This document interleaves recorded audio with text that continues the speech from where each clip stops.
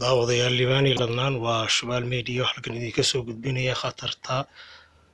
cudurka ama fayraskii coronavirus oo aad ugu sii baahaya shiinaha lagana cabsi qabo inuu gaaro qaaradda Asia amaba uu dibadda uga sii baxo qaaradda uu gaaro qaaradaha deriska la ah sida wadamada Yurub waxaana arrintaasi ay dowladda Shiinaha ilaa hadda la daalaa-dhacaysa sidii ay cudurkaasi u xakameyn lahayd iyada oo uu sii marayso dhimashadu in ka badan ku dhawaad 3,000 oo qof. Cudurkan coronavirus ayaa waxa uu Shiinaha uu ku riday dhaqaalihiisa ka dhigay mid aad u hooseeya isaga oo ka cunaqabateeyay dhammaan wixii uu Shiinaha dibadda dalka uga dhoofin jiray iyo socdaaladii ay dadka Shiinaha ku aadi jireen dunida caalamka iyada oo wadamo badan oo kamid ah Mareykanka iyo Hindiya iyo ay ku soo rogeen in aan laga soo safri karin gudaha dalka China. Haddaba cudurkan coronavirus oo ay Shiinuhu ilaa hadda la daalaa-dhacayaan ayaa waxa ay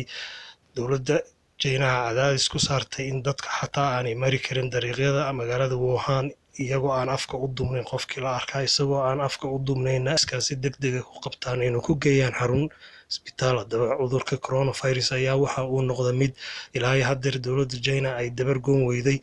wadamada iyadana laga cabsi qabo inuu u gudbo oo kamid ah isla Asia waa dalka Indonesia ayaa waxa ay dowladdu soo rogtay inay joojiso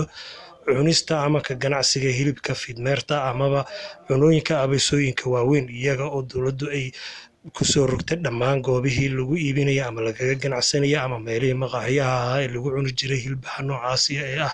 hilbaha masaska iyo fidmeerta ay uga cabsi qabaan in uu ku soo fido amaba laga helo cudurka coronavirus oo sidaas ay Indonesia uu gaaro oo dhammaan Indonesia ayaa waxa ay ku soo rogtay inaan gabi ahaanba laga ganacsan karin loona cuni karin waana ay isticmaalka waxyaabaha looga shakisan yahay inuu asal ahaan ka yimid cudurkan halista ah ee Shiinuhu aadka ula daalaa-dhacayaan. Waxaa kaloo laga cabsi qabaa inuu cudurku u gudbo wadamada caalamka ah iyadoo ilaa hadda la soo sheegay mid kamid ah dadka ku nool gudaha dalka Talyaaniga in laga helay cudurkan coronavirus ayaa waxaa isaga asal ahaan usoo gudbiyay dalka Shiinaha gabar cunto fidmeer sida ay warbaahintu sheegtay taasoo ka qaaday cudurkan oo aan horey loo arag. Haddaba dowladda Shiinaha ayaa weli waxa ay la daalaa-dhacaysaa xakameynta cudurkan iyada oo u taag weyday amaba ay xakameyn weyday daawadiisana aanay weli helin. Waa shubaal media idinle